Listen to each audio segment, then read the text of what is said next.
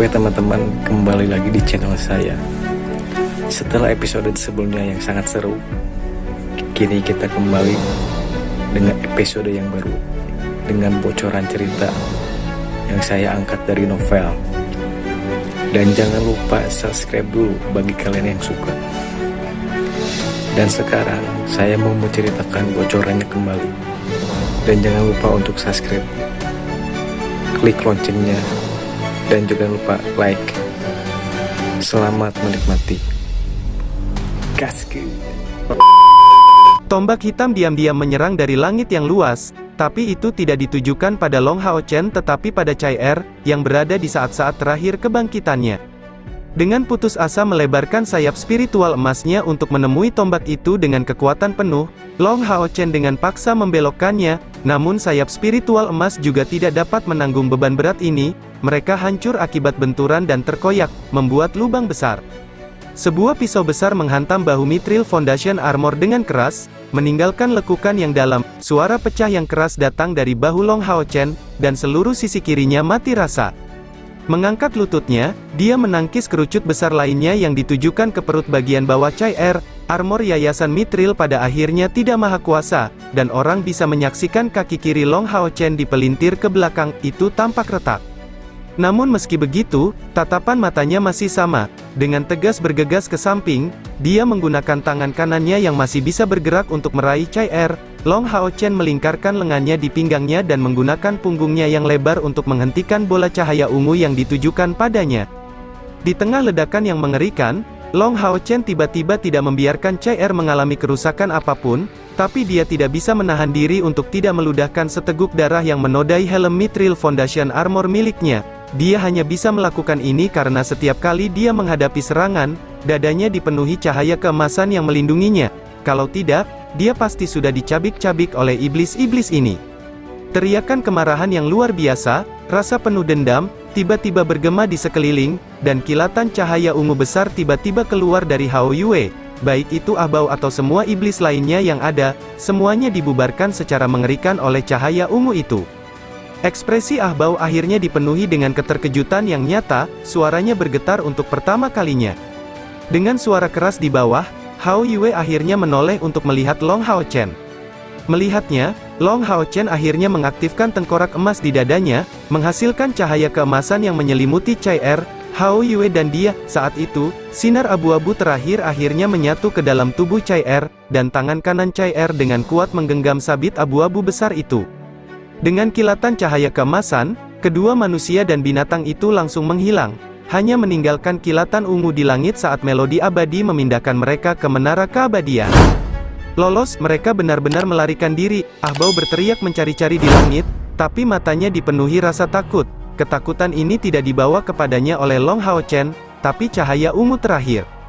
Dikepung oleh 6 tim penghilang pemburu iblis, kedua pasukan pemburu iblis akhirnya lolos tanpa ada korban jiwa. Tidak hanya itu, mereka berhasil menangkap Yue Ye dalam prosesnya, dan merenggut nyawa 8 penghilang pemburu iblis. Pertarungan ini bisa dikatakan sebagai kekalahan telak bagi Ahbao. Kalian semua tetap di sini untuk menghadapi akibatnya, Ahbao berkata, mengepakkan sepasang sayap di punggungnya, dan terbang ke langit. Bahkan tidak memberikan dirinya waktu untuk pulih dari luka-lukanya, dia langsung bergegas kembali ke arah Modukor City. Menara keabadian, Yue Ye berdiri di sana, dengan ekspresi kosong di wajahnya. Sejak Long Hao Chen memindahkannya ke tempat ini, dia berada dalam kondisi ketakutan. Nafas mematikan yang kuat memenuhi udara. Itu bukanlah bau kematian yang sama seperti yang berasal dari elemen kegelapan, tapi keheningan mematikan yang tiada bandingannya, memancarkan perasaan kematian yang akan segera terjadi. Dia ingat dengan jelas instruksi Long Hao Chen, dan karenanya tidak berani bergerak sedikit pun sejak tiba, dia hanya berdiri di sana. Untungnya, niat membunuh sedingin es dari Chai Er yang hampir membekukan darahnya menghilang secara bertahap di tempat ini. Bisakah mereka kembali hidup? Yue Ye tidak tahu bagaimana perasaannya saat ini. Demi dia, Ahbao bersedia memberi kedua pasukan pemburu iblis kesempatan untuk melarikan diri. Jadi tidak tergerak oleh hal itu adalah hal yang mustahil baginya. Namun, dia semakin tidak ingin melihat Long Hao Chen dan Chai Er mati, dan itu bukan hanya karena pembatasan yang dikenakan padanya. Waktu berlalu, sangat lambat, dan Yue Ye tenggelam dalam keadaan kosong di sini. Akhirnya, setelah beberapa waktu berlalu, Kilatan keemasan tiba-tiba menembus kegelapan, dan segera, seekor binatang besar dan dua sosok muncul di hadapannya. Long Hao Chen jatuh ke tanah tepat setelah muncul, dan Chai Er masih dalam posisi tegak. Keempat kepala Hao Yue terjatuh ke tanah tepat setelah muncul, dan dia berbaring, matanya terpejam, tubuhnya masih memancarkan cahaya ungu samar. Tepat sebelum tertidur lelap, cahaya kecil mengangkat kepalanya dengan susah payah, memancarkan sinar keemasan pada Long Hao Chen, memberikan penyembuhan bagi tubuhnya. Kembali, mereka semua kembali. Yue Ye segera merasa sangat gembira mendengar berita bagus ini. Tapi dia dengan cepat menjadi terpana saat melihat keadaan putus asa Long Hao Chen. Bahu kirinya patah total, lengannya terkulai lemas dan tak bernyawa. Kaki kanannya tertekuk ke arah yang salah, dan Mithril Foundation Armor memiliki lekukan besar berbentuk belahan bumi di punggungnya. Tulang-tulang di punggungnya hancur berkeping-keping, dan kondisinya tampak kritis. Dari Long Hao Chen saat ini, dia sebenarnya tidak merasakan sedikit pun nafas kehidupan. Kenapa dia mengalami luka parah seperti itu? Karena dia bisa berteleportasi ke sini, bagaimana itu bisa terjadi? Menatap Long Hao Chen yang tidak sadarkan diri tanpa kehidupan, dia benar-benar tidak yakin apa yang harus dia lakukan. Setelah sekian lama, dia kembali sadar, merasa malu, dan bergegas ke sisi Long Hao Chen dengan tergesa-gesa, berjongkok di sampingnya, dia dengan cermat memeriksa kondisinya. Dari Mithril Foundation Armor yang menutupi seluruh tubuh Long Hao Chen, darah terus-menerus merembes keluar. Mithril Foundation Armor memiliki desain yang sangat detail, dengan setiap bagiannya menyatu dengan baik satu sama lain. Mencari waktu yang lama, Yue Ye akhirnya menemukan celah di bawah ketiaknya, dan dengan hati-hati membuka armornya sedikit demi sedikit. Dengan kilatan cahaya perak, Mithril Foundation Armor memisahkan diri dari tubuh Long Hao Chen dan kembali ke bentuk kotak perak, memancarkan gelombang cahaya lembut, sementara itu meregenerasi dirinya sendiri. Long Hao Chen saat ini berada dalam kondisi tersulit, luka dalam menutupi seluruh bahu kirinya, dagingnya terkoyak total, bahkan tulangnya pun terlihat, tubuhnya berlumuran darah, dan anehnya kaki kirinya bengkok, seluruh punggungnya tertusuk darah yang terus-menerus keluar dari mulut dan hidungnya, wajah tampannya pucat pasi. Bahkan seorang pendeta yang tangguh pun tidak akan berdaya ketika menghadapi kerusakan serius seperti itu. Cedera yang paling parah adalah tulangnya yang remuk, dan kehilangan darah yang terus-menerus akibat luka yang tak terhitung jumlahnya. Yue Ye dengan sangat hati-hati memeriksa napas dan detak jantung Long Hao Chen. Nafasnya serasa tak terlihat, dan detak jantungnya sangat lemah. Di dadanya, kalung dengan tengkorak emas memancarkan cahaya lembut, seolah melindungi hatinya, itu menyelamatkan hidupnya. Tapi setelah mengalami kerusakan serius, Yue Ye tidak tahu bagaimana dia bisa disembuhkan, khususnya, mengenai kerusakan pada tulangnya. Jika terjadi sesuatu yang buruk, hal itu dapat mengakibatkan cacat seumur hidup. Chai Er masih berdiri, mempertahankan postur awalnya, tetapi roh pembunuh yang dipancarkan darinya menunjukkan fluktuasi yang tidak stabil dan tubuhnya juga sedikit gemetar. Pada saat terakhir kebangkitannya, meskipun dia telah menyerap semua warisan yang dianugerahkan kepadanya, dia pada akhirnya dipindahkan secara paksa ke ruang lain tanpa menyelesaikan harmonisasinya, sehingga energi spiritualnya berada dalam kekacauan. Apa yang harus dilakukan? Yue Ye dengan cemas menatap Long Hao Chen. Dia tidak berani mencoba membantu dengan menyembuhkan Long Hao Chen, karena ini hanya akan memiliki efek sebaliknya. Selama pertarungan melawan Ahbao, sepertinya Long Hao Chen tidak kalah, tapi sebenarnya, dia bukan tandingan Ahbao. Kesenjangan energi spiritual di antara mereka berdua terlalu lebar. Terlebih lagi, Ahbao adalah penerus klan naga iblis. Pada awal pertempuran itu, Long Hao Chen diam-diam mengambil pil pengapian spiritual yang baru dibuat oleh Lin Xin, membangkitkan potensi seseorang hingga tingkat yang ekstrim. Pil pengapian spiritual ini tidak menghasilkan amplifikasi sebesar pil meledak spiritual, namun durasinya sangat lama, dan efek penguatannya luar biasa. Namun hal ini memiliki efek samping yang lebih kuat, dengan mengeluarkan potensi yang berlebihan, sangat mungkin menimbulkan luka permanen. Agar rekan-rekannya bisa pergi dari sana hidup-hidup, Long Hao Chen sudah melakukan yang terbaik mulai dari saat itu. Meski berhasil menembus langkah ketujuh, tetapi membuatnya memasuki kondisi yang sangat berbahaya, pada saat-saat terakhir, untuk membela Chai Er, dan memberinya waktu sebanyak mungkin untuk kebangkitannya, Long Hao Chen tidak menyisihkan pikiran apapun untuk bertindak sebagai perisai Chai Er. Kalau tidak, jika dia tidak bisa sepenuhnya menyerap kekuatan dari warisannya, kemungkinan besar nyawanya akan berada dalam bahaya. Meskipun Long Hao Chen saat ini hampir mati, wajahnya menunjukkan senyuman yang tenang. Bertahun-tahun yang lalu, Dia mengatakan kepada ayahnya bahwa dia ingin menjadi ksatria penjaga karena dia ingin melindungi orang-orang yang dia sayangi, dan hari ini dia berhasil mencapainya. Demi Chai-Er kesayangannya, dia hampir mengorbankan nyawanya sendiri. Jika bukan karena permohonan Hao Yue dan penampilannya yang dipenuhi keputusasaan, dikombinasikan dengan pertimbangan Long Hao Chen atas keselamatannya, dia mungkin akan menahannya lebih lama lagi. Orang yang dipilih oleh dewa tetaplah seorang manusia, dan oleh karena itu juga akan mati jika terkena luka yang mematikan. Long Hao Chen memiliki perlindungan dari melodi abadi, armor Yayasan Mithril, dan dapat berbagi sebagian kerusakan yang dialaminya dengan rekan-rekannya. Namun vitalitasnya masih menurun dengan cepat. Luka internal dan eksternal yang serius melucuti energi kehidupannya, dan saat penyalaan jiwanya perlahan-lahan surut, bahkan jiwanya yang kuat pun dalam bahaya untuk larut.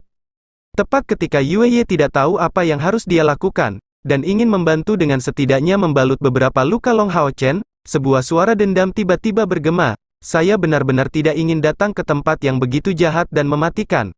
Apa yang telah kamu lakukan hingga berakhir dalam kondisi ini?" Di bawah mata Yue Ye yang terkejut, sinar hijau samar muncul dari perut Long Hao Chen, dan pancaran cahaya hijau ini dipenuhi dengan nafas kehidupan. Saat lampu hijau mulai berkumpul, sebuah gerbang berwarna hijau secara bertahap terbentuk. Dari situlah muncul kaki telanjang kecil dan ramping, melangkah keluar dari gerbang terang itu. Dikelilingi oleh riak cahaya hijau, sebuah kaki kecil menyentuh tanah, dan seorang gadis kecil, cantik seperti sepotong batu giok, muncul dari gerbang. Rambut biru mudanya disisir menjadi dua kuncir yang berayun di kedua sisi kepalanya, dan wajah mungilnya yang lembut terlihat sangat kekanak-kanakan. Bahkan saat dia mengerutkan alisnya, dia terlihat sangat manis. "Anda?" Yue Ye berteriak ketakutan. Dia jelas mengenali gadis ini sebagai salah satu dari mereka yang menyebabkan kerusakan besar pada kelompok penerus Dewa Iblis di surga ilusi. Setelah itu, dia menyadari bahwa gadis kecil ini bukan hanya target Ahbao, tapi yang terpenting adalah target Kaisar Dewa Iblis, meskipun Ahbao tidak memberitahunya tentang rahasia terbesar yang melibatkan dirinya. Ye Xiaolei mencubit hidungnya sendiri, bau kegelapan yang mengganggu. "Menjauhlah dariku. Meskipun kamu adalah sekutunya, aku tetap tidak menyukaimu." Mengatakan itu, dia tidak memperhatikan Yue Ye lagi dan berjongkok di dekat Long Hao Chen. Melihat Long Hao Chen dalam keadaan seperti itu, Ye Xiaolei tidak bisa membantu tetapi mengerutkan alisnya lebih jauh. Meskipun poin baik dari Putra Cahaya berbeda dalam dirinya, poin buruknya juga jelas. "Mengubah dirimu menjadi seperti itu tanpa alasan yang jelas, dan membuatku datang ke tempat menjijikkan ini, kamu benar-benar menyebalkan." Meski dia mengatakan ini, kedua tangannya sudah mulai bergerak. Tangannya dengan ringan menyentuh dada Long Hao Chen, dan sinar hijau lembut segera tersebar dari tangannya. Dalam waktu beberapa napas, seluruh tubuh Long Hao Chen dipenuhi dengan warna hijau muda aura kehidupan ini. Tangan halus Ye Xiaolei bergerak ringan dan berirama, dan setelah merenung sebentar, dia dengan hati-hati membalikkan tubuh Long Hao Chen, membaringkannya tengkurap. Ketika tangannya memeriksa punggung Long Hao Chen yang hancur, wajahnya langsung terlihat terkonsentrasi. Dengan cahaya hijau pekat yang menyebar, aura kehidupan yang kaya dan kuat jelas terasa tidak sesuai dengan aura kematian di dalam, tapi aura mematikan yang kuat yang ada di menara keabadian jelas tersebar sampai batas tertentu. Ye Xiaolei sedang berlutut di tanah, dan saat ini tangannya perlahan membuat gerakan mengangkat. Segera, seseorang dapat dengan jelas melihat punggung Long Hao Chen yang awalnya hancur kembali membengkak, dan lampu hijau pekat terus mengalir ke dalam tubuhnya.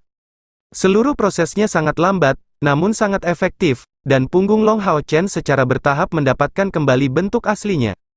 Ye Xiaolei sekali lagi mengangkat kedua tangannya dan ujung jarinya, benang berpindah dari satu bagian tubuh Long Hao Chen ke bagian lainnya, dan samar-samar, suara kontak antara semua tulang di tubuh Long Hao Chen terdengar. Setiap kali jari didorong ke tubuh Long Hao Chen, dia sedikit gemetar. Setelah hampir seperempat jam, gerakan Ye Xiaolei secara bertahap melambat, dan akhirnya tangannya jatuh ke punggung Long Hao Chen. Sepertinya dia sedang mengusap punggungnya sejenak, sebelum dia membalikkan tubuhnya, kini berbaring telentang.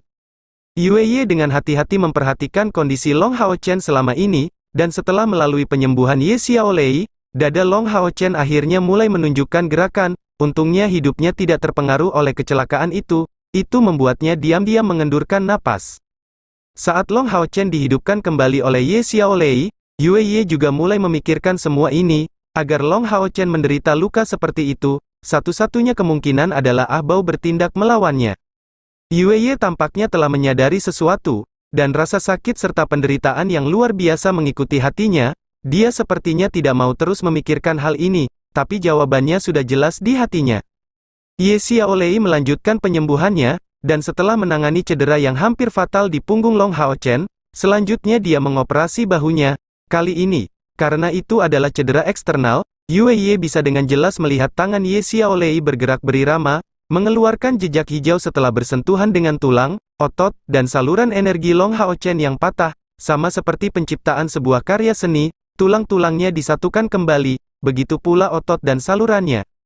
Setelah bahunya muncul kakinya, dan setelah kaki kanan Long Hao Chen disembuhkan, Ye Xiaolei diikuti dengan pijatan seluruh tubuhnya, dari awal hingga akhir. Perasaan paling berbeda yang dimiliki Yue adalah energi kehidupan yang intens terus memasuki tubuh Long Hao Chen, membangkitkan potensi terpendamnya sambil mengisi kembali energi vital yang dikonsumsinya. Meskipun Yue tidak memiliki pemahaman tentang pendeta manusia, dia sepenuhnya yakin bahwa bahkan pendeta manusia terbaik pun tidak mungkin menyembuhkan luka Long Hao Chen dalam waktu sesingkat itu, dan lebih jauh lagi, tampaknya tidak akan ada gejala sisa yang tersisa. Kekuatan penyembuhan ini berasal langsung dari kekuatan vital alam agung, sehingga sepenuhnya bertentangan dengan logika. Apa yang terjadi di surga ilusi? Bagaimana dia bisa merobek ruang untuk sampai ke sisi Long Hao Chen? Tepat saat Yue diam-diam khawatir, Ye Xiaolei mengangkat tangan kanannya, menunjuk satu jari di antara alis Long Hao Chen. "Hei, kamu harus bangun sekarang, saya sangat lelah." Sebuah erangan ringan keluar dari mulut Long Hao Chen, dan setelah tubuhnya bergetar sedikit, kedua matanya perlahan terbuka. Kembali ke akal sehatnya, Long Hao Chen merasa seluruh tubuhnya dipenuhi kehangatan, namun dia tidak bisa menggunakan sedikit pun kekuatan. Dengan ekspresi lelah, dia menghadapnya, dan tangan kecilnya yang gemuk melambai di depan matanya. "Hei, kamu bodoh sekali, kamu baru saja membuang setengah hari energi dari saya, beruntung seseorang tidak tertular kebodohanmu. Itu kamu, bagaimana kamu bisa sampai di sini? Apakah kamu baru saja menyelamatkanku?" Long Hao Chen menatap kosong ke arah Ye Xiaolei, secara bertahap mendapatkan kembali kesadarannya, dan berjuang untuk duduk, tetapi tidak sedikit pun kekuatan yang tersisa di dalam dirinya. "Tentu saja, akulah yang menyelamatkanmu, siapa lagi selain saya yang bisa menyembuhkanmu hingga kondisi sebaik ini? Hei, berhenti bicara, lukamu terlalu berat, kamu perlu berbaring selama 12 jam jika tidak ingin gejala sisa tertinggal padamu. Kau benar-benar bodoh sampai batas tertentu, lebih memilih menghadapi kematian daripada segera kembali ke tempat menyebalkan ini. Namun, menurutku sisi idiotmu cukup lucu." "Dan Chai Er?" Long Hao Chen bertanya dengan tidak sabar. Ye Xiaolei memperlihatkan wajah tercengang, "Dan kamu tidak langsung berterima kasih kepada dermawan yang menyelamatkan hidupmu. Apakah kamu benar-benar bodoh?" "Terima kasih, Dan Chai Er." Ye Xiaolei menyingkir dan menunjuk ke belakang. "Dia ada di sana, jangan khawatir." Long Hao Chen mengikuti arah jarinya, dan menemukan Chai Er berdiri di sini. Tapi saat ini, tubuh Chai Er menunjukkan sedikit gerakan dan kembali bersemangat. "Chai Er," Long Hao Chen berseru dengan ringan. Ye Xiaolei secara alami juga memperhatikan perubahan pada Chai Er. Oh, dia juga sudah bangun. Tubuh kaku Chai Er berangsur-angsur mengendur, tapi matanya sekali lagi terlihat bingung. Melihat Long Hao Chen berbaring di tanah, sebelum melihat Ye Xiaolei dan Yue, dia tiba-tiba melepaskan aura dingin ke sekelilingnya. "Hati-hati!" Ye Xiaolei berteriak, tiba-tiba melemparkan dirinya ke arah Long Hao Chen, menahannya dan segera berguling bersama tubuhnya. Detik berikutnya, dengan kilatan cahaya abu-abu, dengan sedikit suara letupan, sabit raksasanya membelah tanah seperti tahu. Ye Xiaolei sangat lembut, dan pemandangan dia memegang Long Hao Chen benar-benar lucu. Meskipun demikian, saat ini tidak ada seorang pun yang tertawa. "Berhenti, apakah kamu gila?" Dengan lambaian tangannya, Ye Xiaolei menciptakan penghalang berwarna hijau tua di depan Chai Er, mendorong tubuhnya beberapa meter ke belakang. Namun, sabit besar Chai Er yang mengerikan hanya berkedip, sebelum layar pelindung hijau tua itu menghilang, terbelah menjadi beberapa bagian. Suara dingin itu terdengar penuh dengan niat membunuh. "Siapa kalian semua?" Tindakan Chai Er yang tiba-tiba juga membuat Yue sangat ketakutan. Dengan cepat berlari ke samping, Ye Xiaolei berteriak dengan marah, "Jadi kamu benar-benar marah, sampai-sampai tidak mengenalinya?" Chai Er terdiam, menatap Long Hao Chen, sebelum dengan ringan menggelengkan kepalanya. "Tentu saja saya tidak mengenalinya. Siapa aku?"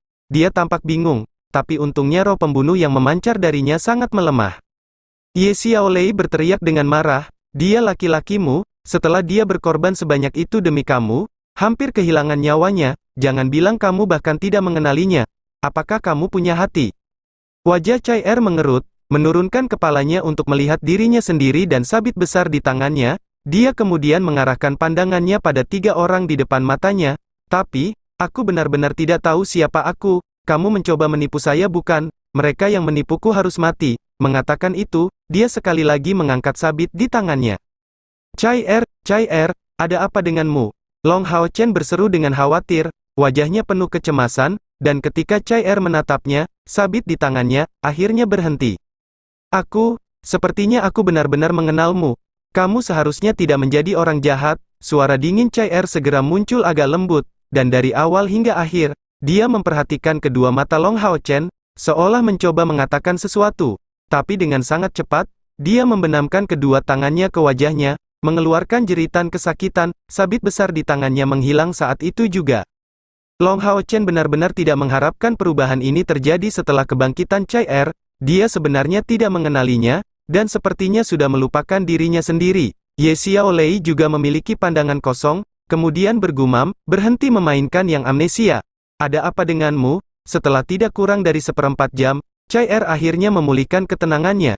Ketika dia melihat kembali ke Long Hao Chen, dia merasakannya lagi.